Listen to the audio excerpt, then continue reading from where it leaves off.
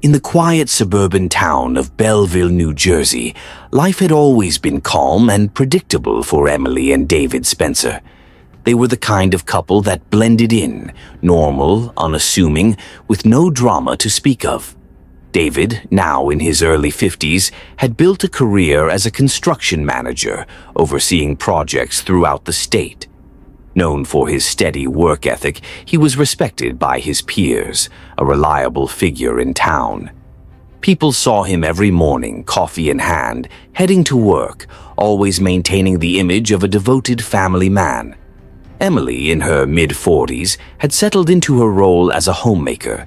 She once worked as a nurse, a job she'd loved, but left when her daughter Sophie became her priority.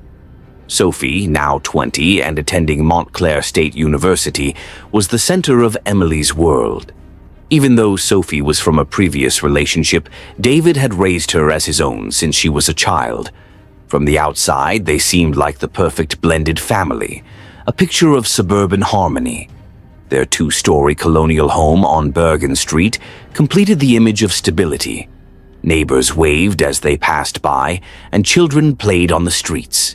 Sophie visited often on weekends, eager to see her mom and stepfather, and the three of them would spend time together, catching up over dinner or watching movies in the living room. It was the life Emily had always wanted, a steady life, far from the chaos of her past. But recently things had changed. At first it was subtle, almost imperceptible. David had always been a caring stepfather, but lately his attention towards Sophie had become more pronounced. He seemed to find more excuses to spend time with her, driving her to school instead of letting her take the train, texting her throughout the day, even planning outings with just the two of them. His compliments had also changed. They used to be innocent, like a father encouraging his daughter. But now they were more frequent, more personal. Emily noticed it in the little things, how David's eyes followed Sophie when she entered the room, how his face lit up whenever Sophie smiled at him, and how his moods would shift, darkening when Sophie was away at school, only to brighten when she came home for the weekend. One night, as they sat down to dinner, Emily felt a strange tension in the air. Sophie was talking excitedly about an art project she was working on for her class, and David was hanging on her every word. He leaned in, asking her more questions, and for the first time Emily felt like an outsider in her own home. She pushed the feeling away, telling herself that she was being paranoid. David was just being supportive. After all, Sophie had grown up with him as her father figure. Why should his affection be a concern? But the more she tried to dismiss it, the more uneasy Emily became. Sophie seemed to enjoy the attention from David, never suspecting anything wrong. But Emily couldn't shake the feeling that something was off. The way David looked at Sophie, it wasn't just fatherly pride.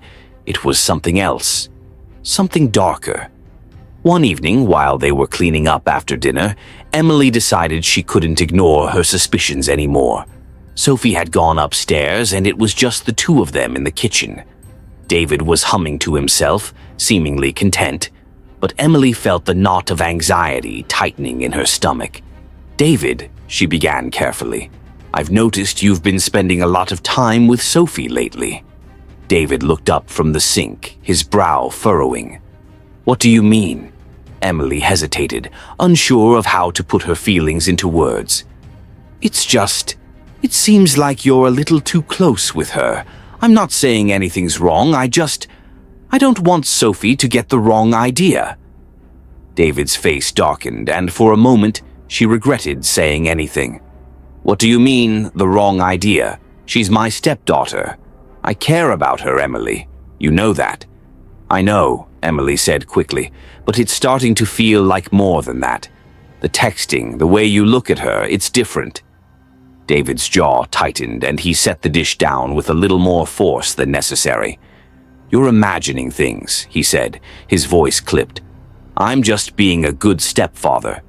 Maybe you should take a step back and realize how ridiculous you sound." Emily flinched at his tone, but she didn't back down.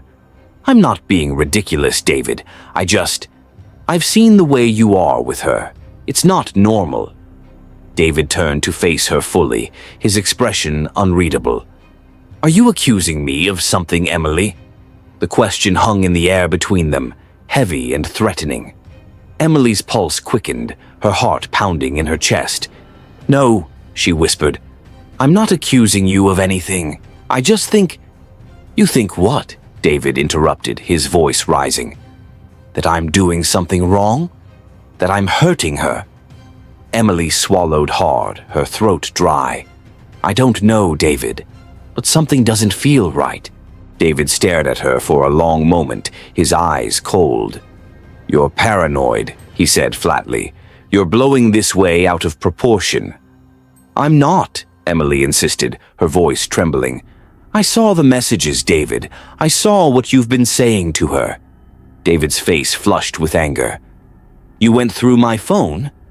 Emily took a step back, her hands trembling. "I had to. I didn't want to, but I couldn't ignore what I was feeling." "You had no right," David growled. "You're imagining things. There's nothing going on, Emily. You're seeing problems where there are none." Emily shook her head, her eyes filling with tears. "It's not just in my head.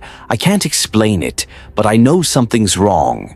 David's expression hardened, and for the first time Emily felt a flash of real fear.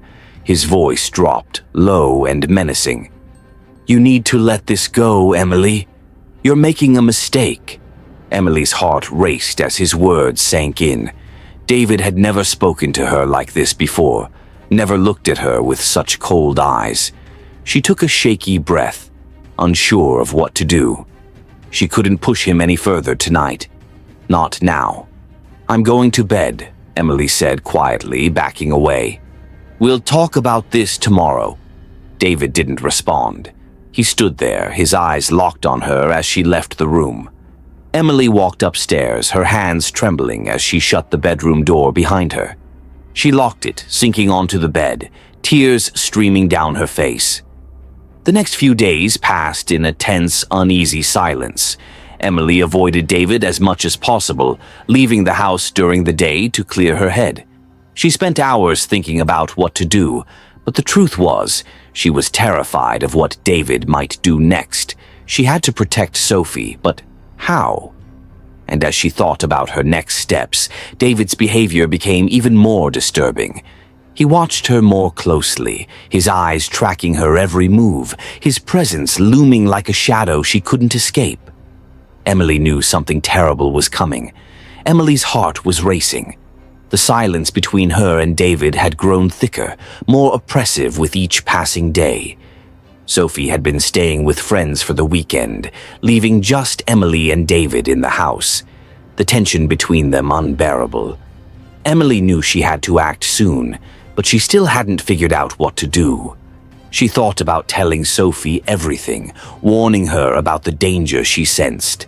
But the thought of shattering her daughter's world, of exposing David's darkness, made Emily hesitate. It was late one night, well after midnight, when Emily awoke to the sound of something moving downstairs. Her heart pounded as she lay still, listening. David wasn't in bed next to her. The house was dark and quiet, but she could hear faint rustling coming from the kitchen. Swallowing her fear, Emily slipped out of bed and moved quietly toward the bedroom door, her breath shallow as she tiptoed down the hallway. She reached the top of the stairs and peered into the dimly lit kitchen. There, standing at the counter, was David. His back was to her, and he appeared to be staring at something, motionless. Emily watched for a moment, the unease in her stomach growing. Something wasn't right. David wasn't simply getting a drink or having a late-night snack. His stillness, his silence, it unnerved her. "David," she called softly, her voice trembling. He didn't respond at first. She saw his shoulders tense slightly, but he remained where he was, unmoving.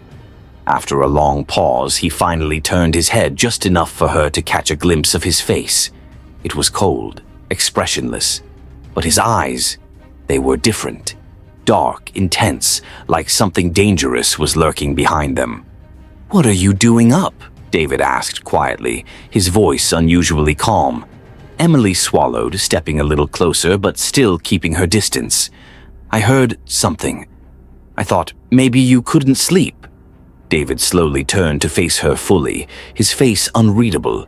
In one hand, he held a glass of whiskey, his knuckles white around the glass as though he were clenching it too tightly.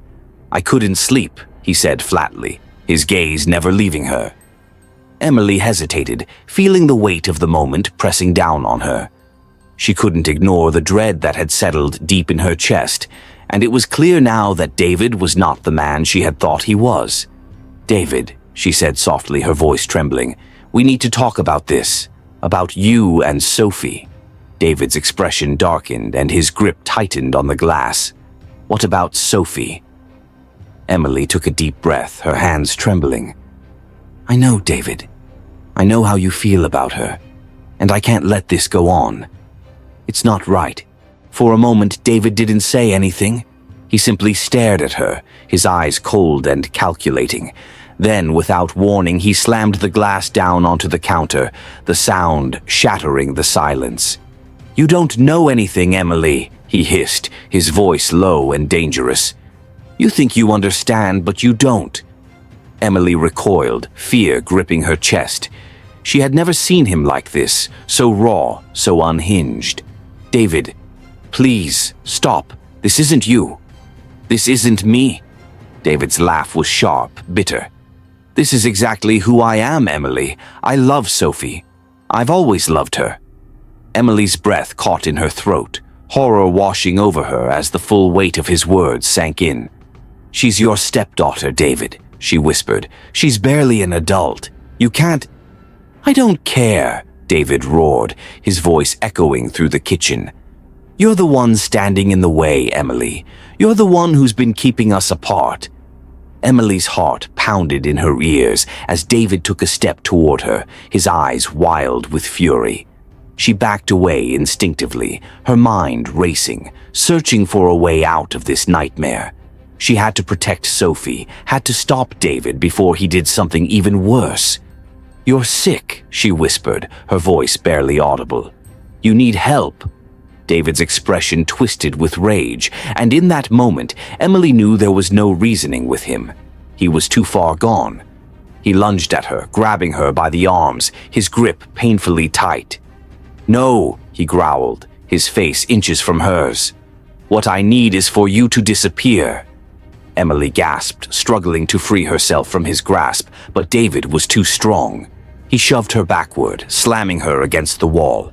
The impact knocked the wind out of her, and she crumpled to the floor, dazed and gasping for air.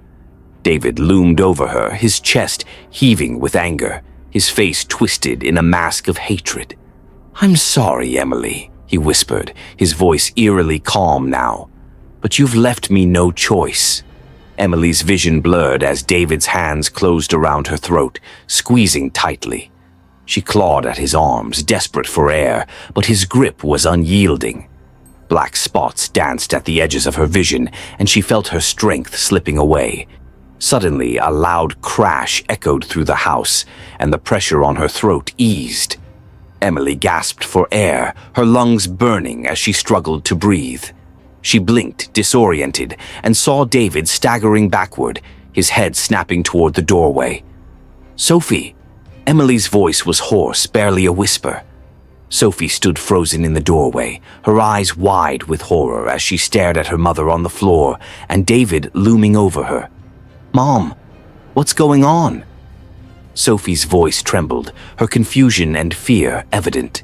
David turned to face Sophie, his expression softening slightly, though there was still a glint of madness in his eyes.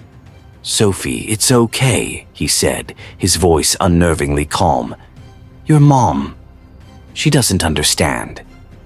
But I love you, Sophie. We can be together now." Sophie's face paled and she took a step back, shaking her head in disbelief. What are you talking about?" Emily struggled to sit up, her throat aching, her mind racing. She had to warn Sophie, had to get her out of there. "Sophie, run," she croaked, her voice barely audible. "Get out of here. Now! But Sophie was frozen in place, her eyes darting between David and Emily, trying to make sense of the nightmare unfolding before her. "Mom, I don't understand." "Sophie, go!" Emily pleaded, her voice stronger now, fueled by desperation. "Run!" Sophie blinked, her paralysis breaking as the gravity of the situation hit her. She turned and bolted from the house, her footsteps echoing through the hallway as she fled into the night. David let out a furious roar, his face contorted with rage as he turned back to Emily. "Look what you've done," he bellowed, his voice shaking with fury. "You've ruined everything." Emily struggled to her feet, her entire body trembling. "I won't let you hurt her," she said, her voice firm despite the fear coursing through her veins. David's face twisted with hatred, and he lunged at her again, but this time Emily was ready. She grabbed a heavy vase from the table beside her and swung it at David's head. The impact sent him stumbling backward, crashing into the counter, blood dripping from a gash on his forehead. Breathing heavily, Emily stood over him, her hands shaking as she watched him groan in pain. She didn't wait to see if he would get up.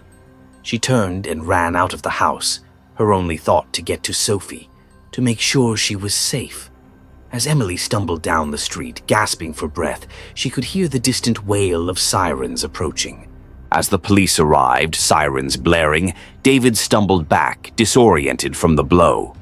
The nightmare was over, and David, now in police custody, would never hurt them again. They were finally safe.